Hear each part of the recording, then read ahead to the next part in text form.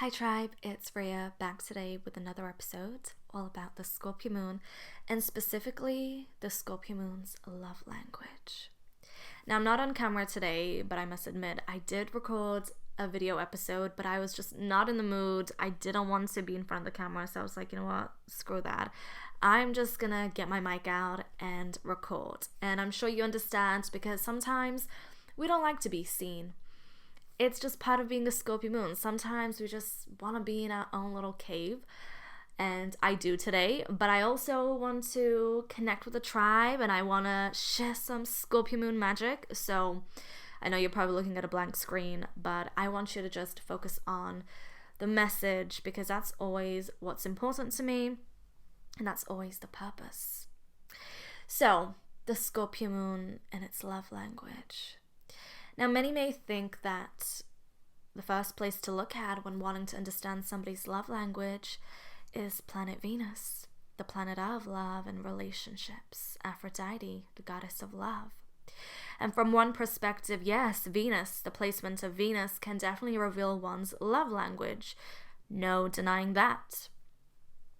From an esoteric point of view, a very deep esoteric point of view, when I look at Venus, I am able to see the heart that one has incarnated into this realm with.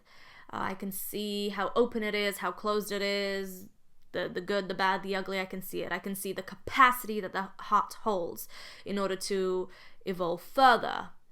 So Venus definitely reveals quite a lot about a person.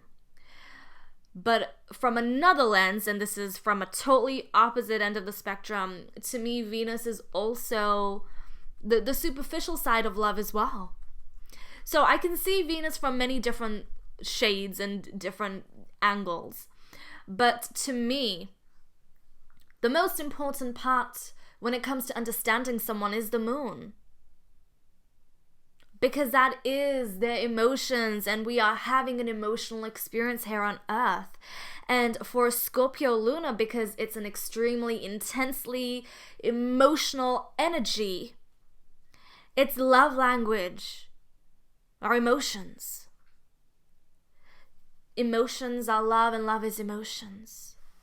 You know, for Scorpio Luna, they cannot feel love if there's no emotions involved, if there's no deep feelings involved. Like when I look at this society, like yes, we have developed and evolved so much, but at the same time I feel like we're dumbing down so much. I see people and they are attracted to someone on a physical level. They are in lust with somebody, but they will confuse it or label it as love, and it's just such a mockery to what love truly is, because that is a superficial version of love. It is not an unconditional version of love. It is not a deep, soulful version of love. It is a superficial, surface version of love, and I feel like many relationships in today's day and age are not relationships based on love. They are based on ego. They are based on security. They are based on lust. They are based on everything but love, but real soul love. Because real soul love transcends all. Real soul love is heart and soul awakening. And a heart and soul awakening is not easy. A heart and soul awakening drags you to the underworld and opens all the can of worms and makes you face your shadows, makes you face your fears, makes you face your demons until you have set them free. That is true soul love. That is Hades and Persephone. Listen, I'm trying to tame my Scorpio Moon a bit, but it just wants to come out and play today. It really just wants to come out. I thought if I was gonna if it was just gonna be me and the mic, I'd probably be a little more calmer and a little more gentle, as I usually am when the mic is out. But no, I think I'm just gonna be wilding out on this episode. But to me, like I said, the moon is the first place you should look at if you want to learn somebody's love language, because we are emotional beings having an emotional experience. You can look at the Venus, but you're gonna see the superficial aspect of love, unless you're able to see it from a very esoteric point of view. And that also is not an easy thing to do, because in order to apply esoteric astrology, it's really based on the person's when you're observing the person's chart, it's based on their level of awareness and then their consciousness. So it's not as easy to apply. There's a method to it. But the moon is gonna show and reveal what one needs to feel emotionally safe and secure, to feel at home, to feel loved and nurtured. It's the 4th house energy. That's where the moon rules over. And for a Scorpio Luna to feel loved, you have to be their temple. You have to be sacred to them. You have to be a place where they can go and heal and retreat and feel like they are protected and safe. That their heart is safe with yours. That their soul is safe with yours. That is a Scorpio Luna's love language, their soul language. Without safety and security and protection, a level of deep, deep soul intimacy and synchronicity, without that passion and ecstasy, the spiritual ecstasy, the Scorpio Luna is not going to feel fulfilled. They're always going to feel like something is lacking. Like that is a Scorpio Luna magnetism and the intensity that is needed. The passion, that level of devotion and care and understanding and love that is required. That fire that always has to be ignited and it never dies out. That fire never dies out. It continuously regenerates again and again and again. It never dies out. A Scorpio moon requires a love that never dies out. It is constantly reborn again and again and again. And there's a certain level of trust and loyalty and commitment and devotion that is required for a Scorpio moon to feel loved. There's a certain level of thought, care, nourishment, nurturing, patience, magic, and did I say effort? Because I can't emphasize that enough. That is required. Like, I, as a Scorpio moon, cannot accept the bare minimum. That does not cut it for me. That does not cut it for me. I am all or nothing. You're either gonna provide me with absolutely everything, or there is gonna be absolutely nothing between us, because I cannot settle for less. I cannot compromise. I cannot meet you in the middle. There's no gray area with me. To me, love is all or nothing. That is my love language. That is the Scorpio moon. Now, you can take this back to the Hades and Persephone myth. Like I mentioned in my previous episode, there are many myths. There's many versions of Hades and Persephone. There's the version of where she compromised and she spent half of her time with Hades in the underworld and half of her time with her mother on earth, on the surface. That's a compromise. But still, her entire life, her entire identity shifted and changed. She gave up her whole life, everything she had ever known. From one version, the positive version, she gave it willingly. Because with Hades and Persephone, it's a twin flame union. Hades was the awakener. He awakened her to her true essence. And she willingly and happily went into the underworld with him, where he made her his queen, the goddess of the underworld. He showed her, he revealed to her that she is more than what she has ever known. That she can face every demon and fear, and it will actually be afraid of her when she learns her true essence, her true power. And that is a true twin flame union. It's awakening. It's not rainbows and butterflies. It's like having a near-life death experience. But here you are reborn again into this not the new version of you, the version of you that has always existed, but perhaps you lost along the way of this journey, this soul journey, these many incarnations.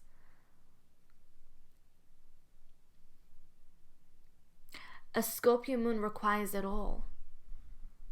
And if you're not able to give them your all, then there's going to be hiccups, there's going to be issues, there's going to be problems. It's not going to run smoothly. And you know, a lot of people can see us to be very complicated, like they're just too much, they're this, that, the other, so difficult. I do not see myself as being a difficult or challenging person. Yes, my experiences, my emotions have been very difficult and challenging, and due to the certain complicated experiences that I've gone through, I still have to deal with the consequences of those experiences, which manifest in my emotions and those triggers coming up for me. Those are challenging. But when it comes to my love language, it's pretty simple. It is my version of simple, which I do not believe everyone is able to match. You see, a water sign may be able to match my level of simplicity, which is to others, apart from water signs, maybe way too much. But water signs get each other. We're cut from the same cloth. We swim in the same ocean. So we get each other. We get the emotions. We get the level of thought, effort, care. We get the sentiment. We get all those things. But you see, other elements may have a difficult time to understand what we deem to be simple. Like, I find for other people, like, even the bare minimum is difficult or challenging. Like, they don't, it's something that they have to learn. And it's like, what? You have to learn how to give someone the bare minimum? Like, are you from a different planet? Like, but they're definitely from a different soul signature. You know, someone's love language. Darling, it's okay. Calm down. Someone's love language can be just based on logic. Like, if you think about like air dominance or earth dominance, it can be solely based on logic and the left brain and practicality. But for us, that's not the case. As intensely emotional beings, emotions are not logical all the time. They do not make sense. You can't make sense out of them. There's a certain element of mystery to them. There's a certain element of being able to just open your heart. And for us as Scorpio Lunars, we have to feel a level of safety, security, protection, feeling at ease, feeling at home, feeling like the person we're with is our temple, our sanctuary, our healing kingdom. Because if it's not going to bring us peace. It's not going to bring us that spiritual soul connection that we require. It's just not going to feel meaningful. It's going to feel the opposite. So now that I've just, spoken in Scorpio Moon language, let me speak in English and break it down. Let me break down some, not all, because there's many layers to the Scorpio Luna, but let me break down some of the basic elements of the Scorpio Moon's love language. One of them is loyalty, trust, commitment. They fall under the same umbrella. Do you have my back behind my back? Because there's people that can sell you dreams and sell you all these words and tell you, I will be there for you through it all, the ups and the downs. I will be faithful. I value you. I am committed to you. Da-da-da-da-da. Like, people really be trying to play with your feelings through their words. And words can be so, so manipulative. And even though we have a very, very strong intuition, and even though we're very much guarded beings and we can be very suspicious of people, but even at times I have fallen for someone's words because I chose to see the good in them. I chose to put my heart and my trust into the palm of their hands. And they did the complete opposite of what they said to me. So I believe in actions rather than words, due to my experiences of believing in someone's words. You know, the thing about earning a Scorpio Moon's trust is one thing. The thing about maintaining a Scorpio Luna's trust is another ball game. There is a certain level of loyalty and trust and commitment that is required as part of a Scorpio Moon's love language. So am I able to fully surrender my heart to yours, my soul to yours? Am I able to give the most vulnerable side to me, my emotions to you? Will you hold them and protect them and cherish them and never let me down? So that's like a gamble for us. It's like a gamble. And trust and being loyal is not about what someone says to your face. It's about what they're doing behind your back. Like, for example, you tell me I can trust you and you will never let me down, what have you. You say that to my face because you're trying to reassure me. You're trying to earn my trust. You're trying to what have you. But what are you doing behind my back is what I really want to know. Are you able to be faithful and loyal behind my back when there's temptation around? Will you lead somebody on behind my back? Will you flirt? Will you give someone the wrong impression? Will you cheat behind my back? Like, that's what I'm really curious about. That's what I really want to know. The only way you really know, but you don't ever really know, is how loyal someone is how they act when you're not there. You know, it's like you could be friends with somebody and let's say your friend is with other friends or other people, and let's say they're kind of dragging you down and saying all these things about you, but is that friend going to support you, protect you, defend you, have your back, let you know what they said? Or are they going to be in the messiness? Are they going to be gossiping and laughing or, just being two-faced? Do you have my back behind my back? It's part of a Scorpio Moon's love language. They need to feel that in the depths of their soul, which is a very difficult thing to do. Another thing is passion. How passionate are you about me? How passionate are you about us? How deep does your passion run? Are you able to continue to have this level of passion? Or does your passion, just like your love, run out? Does it come to an end? Are you passionate about understanding and learning about the things that don't even make sense to you about me?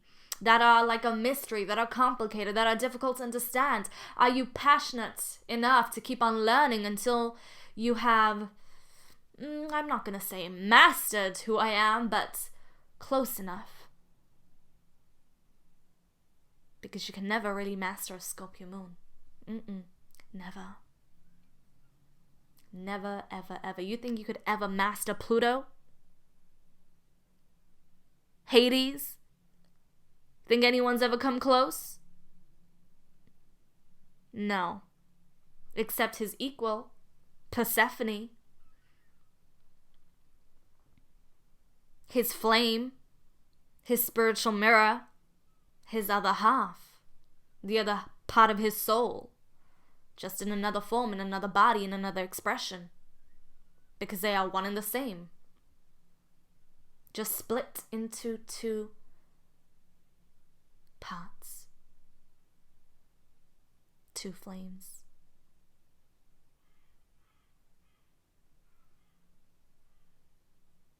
Another part of the Scorpio Moon's love language is, Are you able to ride with me through, not the highs. Everybody wants to ride with you through the highs, when things are great, when things are amazing. The Scorpio Moon doesn't care about that. That is a superficial, surface level aspect of life. Are you able to ride with me through the darkest of nights? Are you able to hold me down when I'm going through a dark night of the soul? Are we able to go through a dark night of the soul together and still come out on top?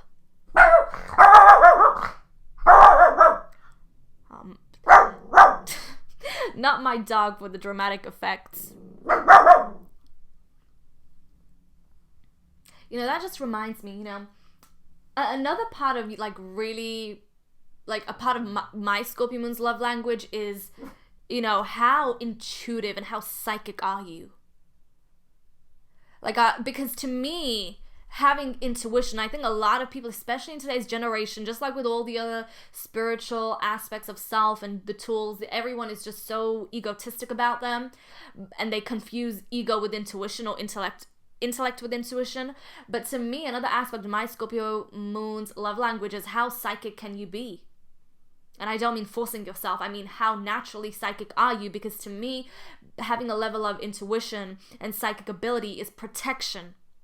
I don't know what it's like not being able to access my intuition or my psychic abilities. I don't know. And that's my protection. That's my safe haven. When I don't have the answers, that's where I go. When I need healing, that's where I go. When I need whatever, that's where I go. And if the person that I'm with doesn't have some sort of intuition or psychic awareness, psychic sensitivity, that doesn't make me feel safe. I would feel very unsafe. I know what it's like being with somebody and they are so out of tune with their intuition and their awareness, and they have so much potential.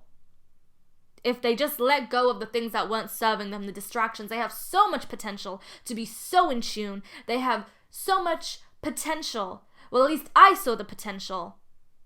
Because I always choose to see the good in others. I always choose to see their potential. But my Scorpio Moon has shown me that you can see the good in people, but you have to at some point see who they really are and not who you want to see. And that's a difficult pill to swallow at times. But being with somebody who's not protective, I always say this. For a Scorpio Moon man, he has to be with his Persephone, his goddess of the underworld. Do you know the amount of psychic magic she holds? And for a Scorpio Moon woman, she has to be with her Hades, her Pluto, the king of, the god of the underworld.